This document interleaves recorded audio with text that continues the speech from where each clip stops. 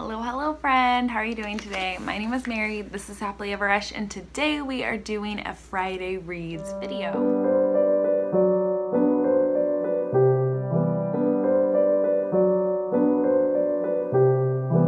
So I want to chat about the books that I finished this week, what I plan to pick up today and this weekend, and yeah, let's just get into it. I read a couple really good books this week and I'm excited to chat about what I plan on picking up this weekend. So like I said, I finished 2 books this week. The first one being The Underground Railroad by Colson Whitehead. I buddy read this book with Annie over at Eat, Drink, and Be Reading. I'll link her video, or not her video, I'll link her channel down below. It was such a joy to get to buddy read a book like this one. This book deals with slavery and we're following our main character, Cora, who runs away from the plantation that she is enslaved on, and it's a novel about her pursuing freedom. In this book, like the title says, it is kind of about the Underground Railroad, but there's a magical realism twist in this book in that the Underground Railroad is a physical railroad, an actual railroad system with trains and conductors. And so we're kind of suspending disbelief and entering into this slightly altered reality. And something that I didn't realize going into it, it says very clearly on the back, but all of the different stops that Cora makes along this Underground Railroad are also based in reality, based in American history, but there is this kind of twist to them. And really, Colson Whitehead is looking at years of history, a wide scope of history, and the historical oppression and mistreatment of Black individuals in America. So he's looking at it from a much broader scope than just the time period that he's writing this novel in. I hope that makes sense. It was really fascinating and heartbreaking and heavy, this book. Like, and Annie and I were talking about it, like just kept talking about how heavy this book is, and I think that was absolutely intentional because what he's writing about is heavy and hard to read. But this book was also so insightful. Colson Whitehead writes with so much intention. He doesn't waste a word, and this 300-page book felt so epic and long, and not in a bad way, but because every single bit of it is so intentional, you feel like you're going on a much longer journey than this 300-page takes you on. His characters are complex, and I really enjoy that he uses characters and individual to kind of discuss bigger issues. Man, this book was really good, and it was definitely one that I think benefits from reading with someone else so you can talk about it, because there is so much to dive into. And I remember Annie saying that she was so glad that she buddy read this because it would have been easy while you were reading it to just kind of breeze past it, but when you have to slow down and really talk about it and discuss like the themes and what Colson Whitehead is really trying to do with this novel, it makes it so much more rich, and you realize how masterful of a storyteller he is. There are characters that we just get to hear from for a couple of pages, and yet they make such a huge impact on the story and like on me, and wow, it was really good. It's not a book that I would say I enjoyed reading, because just the themes and the subject matter it's not enjoyable. Like, there were at times that parts of this book felt like a horror novel, like, and you just get this sinking, terrible feeling, but it's such a necessary read, and man, can Colson Whitehead tell a story. So this one definitely lived up to the hype for me, but like I said, I think getting the experience to buddy read it absolutely sealed that this is probably going to be one of my favorite books of the year.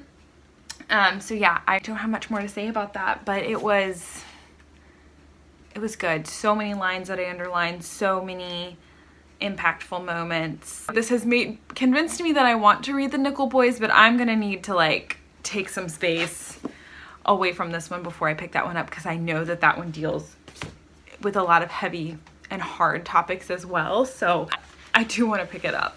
And then I listened to an audiobook and actually just finished today Jason Reynolds' middle grade novel, Look Both Ways.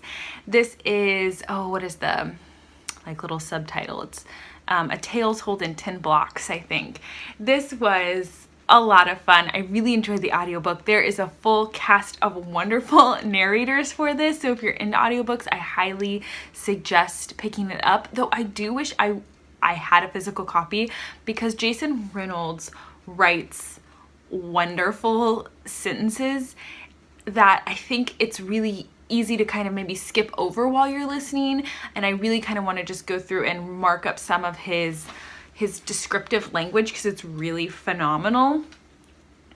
But I am a total sucker for kind of the premise of this book, which is hearing about a physical place from 10 different children, and it's all centered around a school day and the kids being let out, and how each of these children are so complex and individual and have stories. It was lovely and funny, and I honestly think sometimes I read middle grade and I'm like, would I enjoy this as a middle grade? Like it feels like it's marketing to adults, and this book, it's not. Like, it's for middle graders, and adults can absolutely enjoy it. I enjoyed it. His language is complex and beautiful, and the story was fun, but there's so much like fun things that I think middle graders would love. Like the humor in it, I can see that like 11 to 13-year-old just like eating it up, and just the friendships. I just loved that I could clearly tell like the audience he was writing for, but also could equally appreciate it as an adult. I think that takes a certain talent to like hit that perfect note, and he did it in this book. So yeah, it was a lot of fun. I loved learning about these characters. I would read novels about every single one of the characters that he wrote about. I would go on and read more about their lives. I think that's what kind of kept me from giving it a full 5 stars, is that I wanted more. I wanted to continue following these characters, but I definitely will be picking more of Jason Reynolds' work up. I think he's great, and I've heard that his other audiobooks are great, but yeah, I'm definitely going to keep my eyes peeled at thrift stores and used bookstores for his work, because I want it on my shelf. I definitely want to own some of his work and be able to go back and read it and enjoy his beautiful descriptions and imagery that he writes. But this was a lot of fun. I'm very glad that I picked it up, and I'm very excited, especially to pick up his like track trilogy. There's like 3 books and they follow different characters. I'm very excited about that one. I think the first one's called Ghost, so I will be picking that one up for sure. All right, and what do I plan on reading? So after finishing The Underground Railroad, I started a nonfiction kind of devotional book, and that's Risen Motherhood, Gospel Hope for Everyday Moments by Emily Jensen and Lauren Whiffler. I put this on my spring TBR, and while it's summer, I am eventually getting to this one. This is one that I'm kind of taking my time with, taking notes in. There's questions to kind of ponder, but really from the title, it's about applying the gospel to motherhood and to situations, and like where we find our hope. And as a Christian, it's a message that I definitely need, especially as Judah is growing and becoming his own person. And yeah, I just want to like continually be reminded where my hope is in, and that's in Jesus. And this book so far has done a good job of kind of just talking about the gospel and pointing to the gospel and finding our identity in that in motherhood. And then kind of in the later chapters, it's going to go into more like specific moments in motherhood. So yeah, I'm enjoying this one. And like I said, it's probably one I'll read a little slower and take, you know, a week or so to finish it, but I'm quite enjoying it. And it's just beautifully done, like the end pages, and there are, you know, pages just of quotes from the text. And so it's just a beautiful book to hold and to read from, so that's fun too. And then the 2 books that I pulled from my shelves that I hope to get to soon, I haven't quite decided which one I'm going to start next, but I have a fiction here, Ann Patchett's State of Wonder. I was just in a mood to read some more Ann Patchett. Typically, or not typically, I guess the last 2 books I've read from her, I read on audio, so I am going to give this one a try physically reading it. But yeah, I'm excited to dive into some more Ann Patchett. And then the book I just got from Book of the Month is The Beauty in Breaking by Michelle Harper. It follows a doctor and her experiences. Dr. Michelle Harper is an African-American woman, and she also talks about what it's like to be a woman and to be a Black woman in a predominantly white and a predominantly male field. So I'm interested to hear her perspective for sure. You may or may not know, but Being Mortal by Dr. Atul Gawande is one of my favorite books that I have ever read, and I really think that I would enjoy like medical nonfiction just in general, and so I was excited to add this one, and I just thought, why not? Let's pick it up. I haven't read a ton of nonfiction this year, and most of what I've read has been memoir, and I don't know, I guess this is just calling out to me. So yeah, I want to pick that one up probably this weekend. And then I'm not sure what I'll start on audio.